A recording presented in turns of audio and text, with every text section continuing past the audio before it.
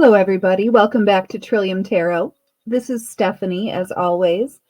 And for this video, I am going to be flipping through the Serpent and the Peacock Tarot. It is their art deck edition. And you can see the font at the top there. It's a medieval interpretation of the traditional 78 card deck. Now, this deck does have more than 78 cards in it because this is a Kickstarter edition. And as the funding hit certain goals or milestones, additional cards were added. So as I flip through this deck, you will see that there will be multiples of specific cards. And I'll try not to go on autopilot, meaning I'll try and point out when it's the additional card. Just before I get started on flipping through this deck, please do, as always, I'd appreciate it greatly if you would give the video a thumbs up or interact with the video in the comments below the video. It really does help the channel. I'd greatly appreciate it. Okay, so we have a couple of different versions of the Fool. Now, these are all based on, obviously, medieval artworks. So these images are not going to be related to the traditional Rider-Waite-Smith artistic interpretations of the tarot that we're used to. It's going to be kind of interesting, actually. So those are both versions of the Fool. And then we go to the Magician, and there are two versions of the Magician as well. I think that one could have actually probably also gone Hierophant, but it's Magician. Oh, hey, excellent. We have a third Magician. This is going to be a fun one to go through. High Priestess, the Empress, and the Emperor. I like the border around that one. The Hierophant, the Lovers. And as always, by the way, sometimes people mention that I go too quickly or too slowly through these cards, and when I do these videos, I am deliberately trying to go a little bit more slowly with this deck because I think it does take a little bit for the brain to catch up to what we're actually seeing.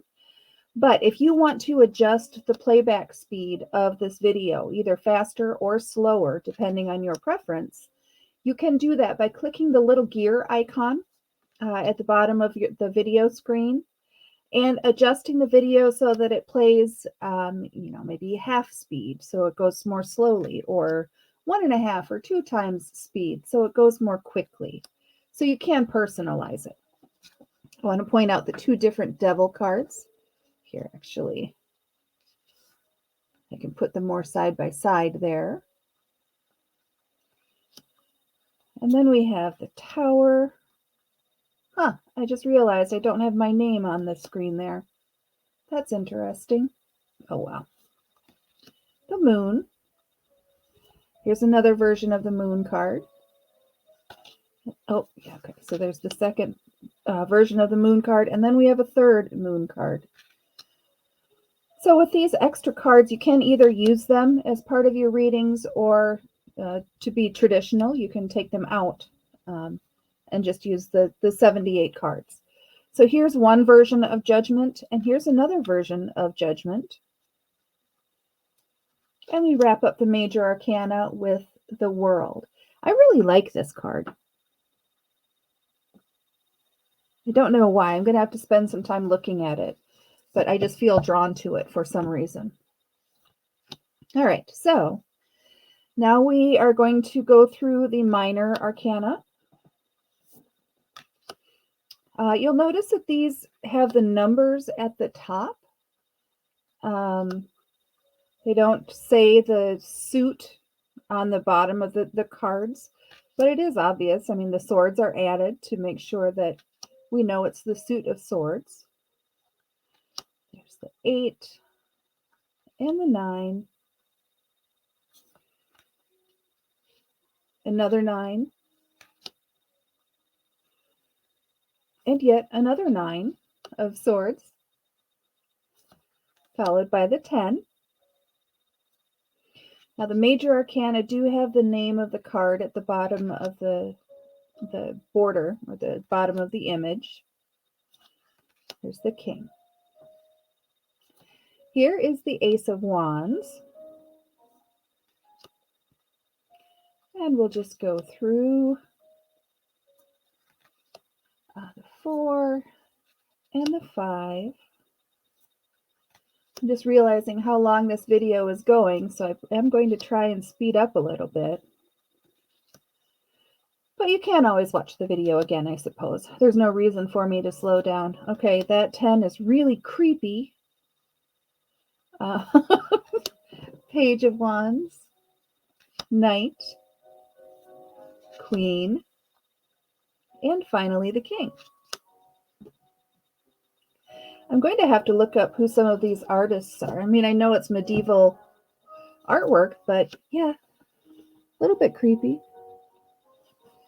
Okay, Ace of Cups, 2.